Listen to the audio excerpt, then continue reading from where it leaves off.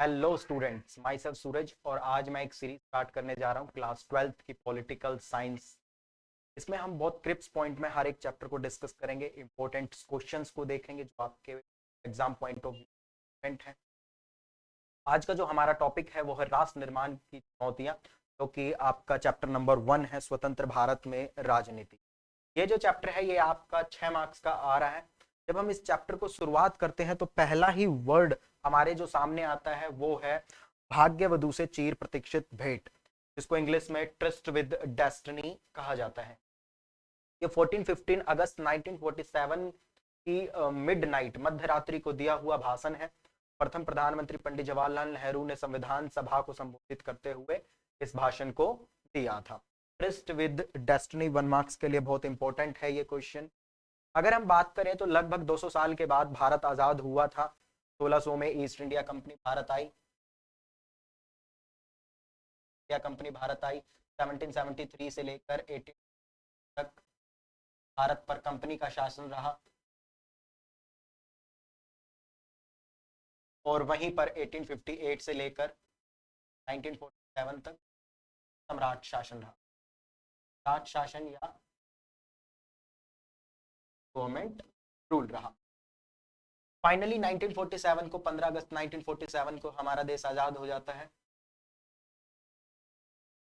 हमारा देश आजाद हो जाता है। स्वतंत्र सेनानियों की जो योगदान रहा, जो उनका बलिदान रहा, आखिरकार वो पूरा हुआ, का मकसद पूरा हुआ। अब जब देश आजाद हुआ तो भारत की जो जनता थी वो दो मुद्दे पर सहमत हुई। दो मुद्दे पर कौन से पर सहमत हुई? एक तो जो सरकार होगी वो लोकतांत्रिक सरकार होगी। सरकार लोकतांत्रिक, सरकार का गठन लोकतांत्रिक कैसे होगा? वहीं पर सरकार जनता की भलाई के लिए कार्य करेगी। सरकार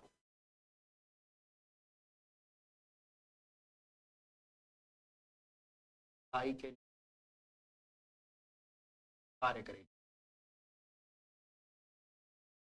अब जब देश आजाद हुआ तो देश के सामने बहुत सारी समस्याएं थी, बहुत सारी समस्याएं थी, लेकिन उसमें से 3 प्रमुख चुनौतियां थी।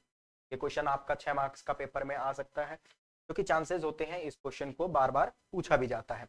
राष्ट्र निर्माण की प्रमुख चुनौतियां, राष्ट्र निर्माण की प्रमुख 3 चुनौतियां रही हैं। पहली चुनौती एकता के सूत्र में बांधना, लोकतंत्र को स्थापित करना, तीसरा पूरे समाज का भला करना। एकता के सूत्र में बांधने से मतलब है कि जो भारत है वो अलग अलग वर्गों में बटा हुआ, जाति धर्म में बटा हुआ है, अलग अलग संस्कृतियों में बटा हुआ है, और इन सब को एक ही धागे में पिरोना सबसे बड़ा कार्य था, कार्य था। क्योंकि अगर आप यूरोप की बात करें तो वहां भाषा के आधार पर अलग अलग देश बटे हुए। आप देखोगे अगर यूरोपीय कॉन्टिनेंट में अगर देखोगे बहुत स्मॉल छोटी छोटी कंट्रियां भाषा के आधार पर बटी हुई है। तो ऐसा ही नजरिया भारत पर भी था कि जो इतनी विविधता से भरा हुआ देश है ये शायद इकट्ठा एक धागे में नहीं बन सकता। तो पहली तो यही चुनौती, सबको एक ही धागे में पिरोना। वहीं पर लोकतंत्र की स्थापना करना। 1947 से कभी 1947 से पहले लोगों ने कभी अपने मत का, अपनी वोट का प्रयोग नहीं किया था, लेकिन अब वो अपने वोट का प्रयोग करने जा रहे थे। मतलब अब सरकार का जो गठन होगा वो लोगों के मत के द्वारा ही होगा। ये एक बहुत नई बात थी उस समय लोगों के लिए कि जो शासन वर्ग होगा वो लोगों द्वारा ही चुना जाएगा। वहीं पर उनके मौलिक अधिकारों से उन्हें अवगत कराना, संविधान के अनुच्छेदों से उन्हें अवगत कराना, उनके अधिकारों को बताना, ये भी एक चुनौतीपूर्ण कार्य था। वहीं पर जो जो जो विकास होगा, जो तीसरा, जो पूरे समाज का जो भला करना है, जो जनता का जो विकास हो वो बराबर हो, सभी वर्गों का बराबर विकास हो, ये भी एक चुनौतीपूर्ण कार्य था। क्योंकि कहीं ऐसा ना हो कि अमीर और अमीर होता है और गरीब होता है। तो ये 3 प्रमुख चुनौतियां हैं और ये इंपॉर्टेंट क्वेश्चन है एग्जाम पॉइंट ऑफ व्यू से। अगर हम अगली बात नेक्स्ट करें तो यहाँ पर हमने 3 चुनौतियां का डिस्कस करा, लेकिन उससे बड़ी एक समस्या हमारे सामने थी। क्योंकि जब 15 अगस्त को हमारा देश आजाद हो रहा था, केवल इंडिया आजाद नहीं, माउंटबेटन के प्लान के हिसाब से इंडिया और पाकिस्तान दो अलग मुल्क बनने जा रहे थे। तो ये दो अलग मुल्क की जो सोच थी वो द्विराष्ट्र सिद्धांत कहलाई, जिसका औपचारिक रूप से मोहम्मद अली जिन्ना ने पहली बार 1940 में जिन्ना ने लाहौर में एक भाषण दिया। उन्होंने कहा कि एक राष्ट्र के रूप में रहने की असंभावना की उन्होंने बात की। तो मोहम्मद अली जिन्ना थे वो मुस्लिम लीग जो 1906 में बने इसके अध्यक्ष रहे।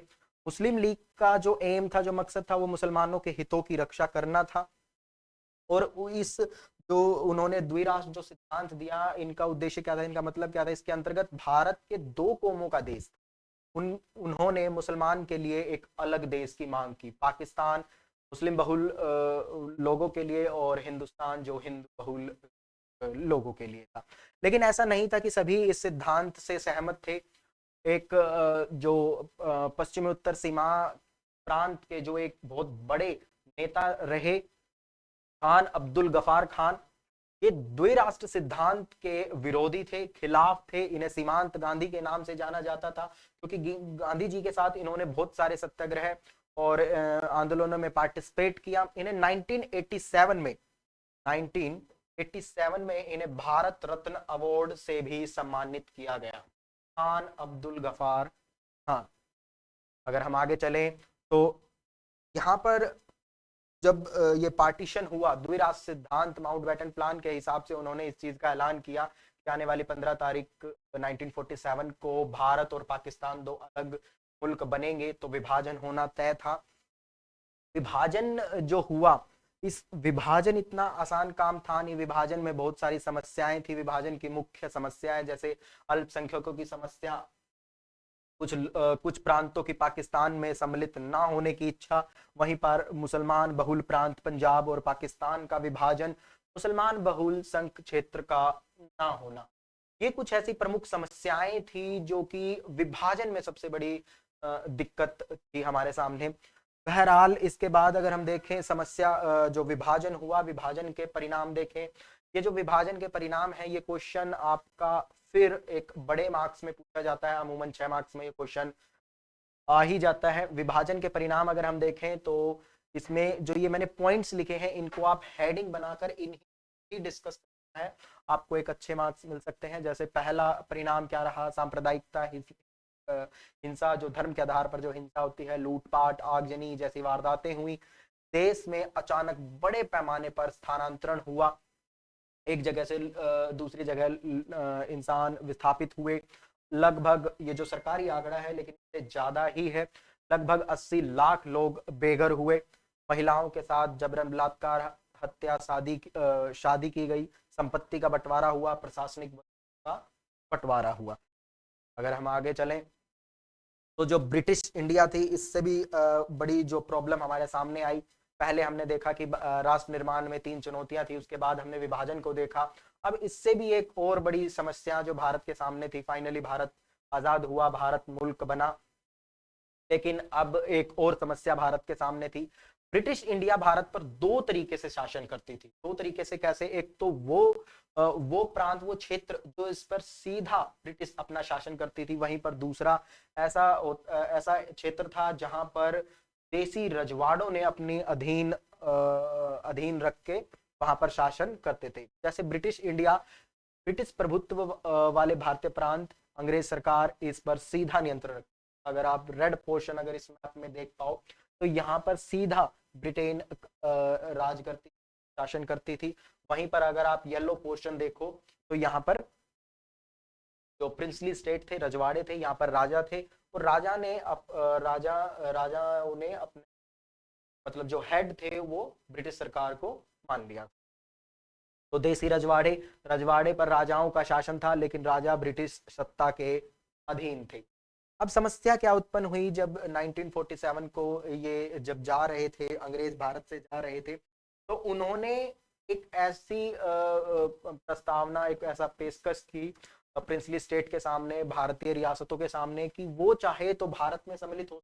इनकी जो जो संख्या थी वो 565 थी, 5 रियासतें भारत के अंदर थी।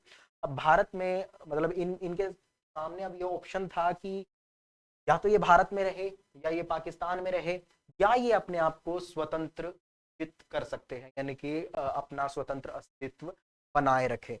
अब आप सोच के देखो कि जो ये येलो पोर्शन है, ये सभी एक अलग अलग देश के रूप होता, भारत इस तरीके से समस्या, प्रशासनिक समस्या और सरकार की समस्या रहती। लेकिन जो भारत की अंतरिम सरकार थी, उसने इसको लेकर कड़ा रुख अपनाया। और 565 रियासतों को भारत के अंदर विलय कराने में अलग अलग भूमिकाएं निभाई सभी लोगों ने, लेकिन उसमें जो सबसे अहम भूमिका रही वो सरदार वल्लभ भाई पटेल की रही, भारत के रजवाड़ों को भारत के अंदर विलय कराने में। सरदार वल्लभ भाई पटेल को लौह पुरुष भी कहा जाता है। 1980 और 1928 में उन्होंने खेड़ा सत्याग्रह, बारदौली सत्याग्रह में स्वतंत्र आंदोलन के रूप में मुख्य नेता के रूप में उन्हें जाना जाता था। सरदार वल्लभ भाई पटेल की सबसे लंबी ऊंची मूर्ति 182 मीटर की बनी हुई है, जो कि नर्मदा नदी के किनारे पर और सरदार सरोवर बांध के पास। 1991 में भारत रत्न से भी सरदार वल्लभ भाई पटेल को मरणोपरांत सम्मानित। अगर हम आगे देखें नेक्स्ट, 1947 तक 565 की सभी रियासतें भारत के अंदर विलय कर मिल जाती हैं, लेकिन 4 ऐसी रियासतें होती हैं जो भारत के अंदर विलय नहीं करती हैं। अगर इन 4 रियासतों का अगर आप देखें तो अगर इसको अगर हम ध्यान से देखें तो इंडिया के मिड में हैदराबाद है, और वहीं पर तो जूनागढ़ प्रांत है वो यहाँ पर, मणिपुर यहाँ, और जम्मू कश्मीर। ये 4 ऐसी रियासतें थी उन्होंने भारत के अंदर विलय करने दिक्कत या अड़चन पैदा की, या हुए नहीं, बाद में तो हुए ये सब। अब एक एक करके देखते हैं कि क्या समस्या थी। जैसे सबसे पहले जम्मू कश्मीर बात करते हैं। जम्मू कश्मीर के जो राजा थे उस समय वो राजा हरि सिंह थे। राजा हरि सिंह ना भारत के अंदर विलय करना चाहते थे और ना ही पाकिस्तान के अंदर विलय करना चाहते थे। वो अपने आप को स्वतंत्र राष्ट्र की कर रहे थे, अपने आप को स्वतंत्र बनाए रखने की कोशिश कर रहे थे। लेकिन जो पाकिस्तान है वो हमेशा पाकिस्तान कश्मीर को अपना अंग समझता था, अपना हिस्सा समझता था, और इसको लेकर उन्होंने की टुकड़ी पाकिस्तान के जम्मू कश्मीर भेजता है। और जम्मू कश्मीर में वो जो सेना होती है वो राजा को मतलब पाकिस्तान के अंदर विलय कराने पे दबाव डालते हैं, और इसको लेकर वो लूटपाट और आगजनी और बलात्कार जैसी घटनाओं को घटनाएं करते हैं। इसको लेकर भारत सरकार से मदद मांगते हैं राजा हरि सिंह, और भारत सरकार अपनी सेना को वहां भेजती है, और फाइनली जम्मू कश्मीर को भारत के अंदर विलय करा लिया जाता है। लेकिन विलय कराते हैं, लेकिन कुछ स्वायत्तता फिर भी जम्मू कश्मीर को दे दी जाती है। आर्टिकल 370 और 35A के तहत घोषित किया गया, लेकिन अभी आकर इसे 70 और 35A को निरस्त खत्म कर दिया गया है कि अब मतलब एक ही रहेगा। वहीं पर अगर हम मणिपुर की बात करें तो मणिपुर भी 1947 तक भारत के अंदर नहीं हुआ था। मणिपुर के राजा बोध चंद्र सिंह हित में थे कि जो मणिपुर का विलय भारत के अंदर हो। जो कांग्रेस पार्टी थी मणिपुर की वो भी इस बात पर सहमत थी कि मणिपुर का विलय कांग्रेस पार्टी के अंदर भारत के अंदर। और फाइनली जो मणिपुर के राजा थे उन्होंने ऑफ एक्सेशन पत्र पर हस्ताक्षर किए और मणिपुर को भारत के अंदर विलय करा दिया। लेकिन इससे हुआ क्या कि मणिपुर की जो अपोजिशन पार्टी थी, विरोधी जो दल था, उन्होंने को विरोध जताया अपना, और इसको लेकर हिंसक झड़प हुई। तक गतिविधियां आज तक वहां पर आ रही है। नेक्स्ट अगर हम देखें तो हैदराबाद का जो राजा उसे नवाब कहा जाता था। हैदराबाद का नवाब उस समय की रियासतों में लगभग सबसे अमीर रियासतों में उनकी गिनती होती थी, हैदराबाद के नवाब की। वहीं पर हैदराबाद के जो नवाब थे वो अपने आप को स्वतंत्र घोषित कर चुके थे, अपने आप को अलग एक स्वतंत्र राष्ट्र बना चुके थे। लेकिन हैदराबाद के साथ दिक्कत थोड़ी ये थी, तो भारत के ऐसे क्षेत्र पे था जहां पर वो लैंड लॉक्ड था, यानी कि लैंड लॉक, चारों तरफ से उसे भारत की सीमाएं लगती थी, जिससे उसकी समस्या थी कि वो बाहर के देशों से कैसे कनेक्ट हो। वहाँ की जो जनता थी उन्होंने हैदराबाद के नवाब का विरोध किया, और विरोध को दबाने के लिए हैदराबाद के निजाम ने हैदराबाद के निजाम ने अपनी रजाकार आर्मी को, रजाकार आर्मी हैदराबाद के नवाब की जो आर्मी थी रजाकार कहा जाता है, रजाकार ने तो आर्मी थी, उन्होंने क्रूरतापूर्ण आंदोलन को खत्म करने की कोशिश, बलात्कार जैसी घटनाओं पर वे उतारू हुए। इस चीज को रोकने के लिए भारत सरकार ने सेनाई कार्रवाई की। तो ये सेनाई कार्रवाई थी, इसे ऑपरेशन पोलो कहा जाता है, ऑपरेशन पोलो। भारत के अंदर हैदराबाद को विलय कराया गया, भारत में हैदराबाद में भेजी उस ऑपरेशन पोलो कहा जाता है।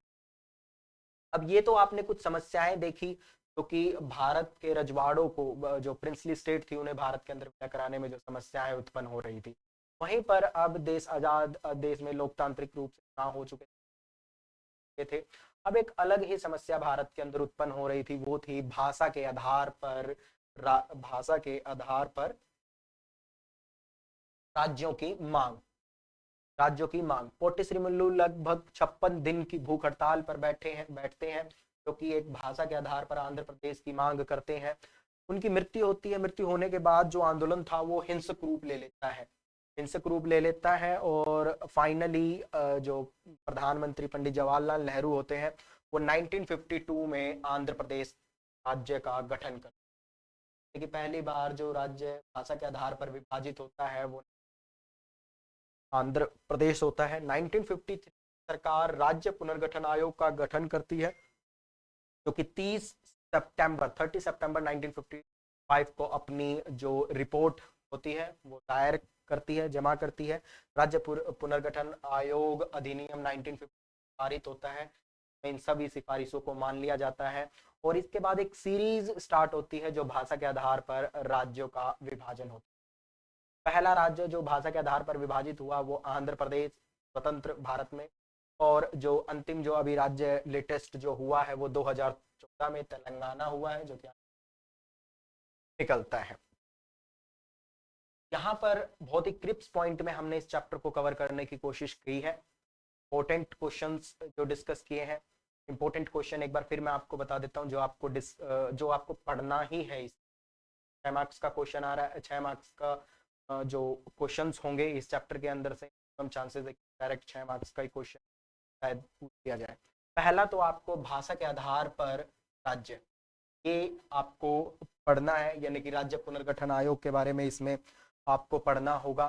वहीं पर सरदार वल्लभ भाई पटेल के विषय में भी आपको पढ़ना है। सरदार वल्लभ भाई पटेल का योगदान रही रजवाड़ों को भारत के अंदर विलय कराने में। वहीं पर जो विभाजन के जो परिणाम है, ये एक इम्पोर्टेंट क्वेश्चन है आपका।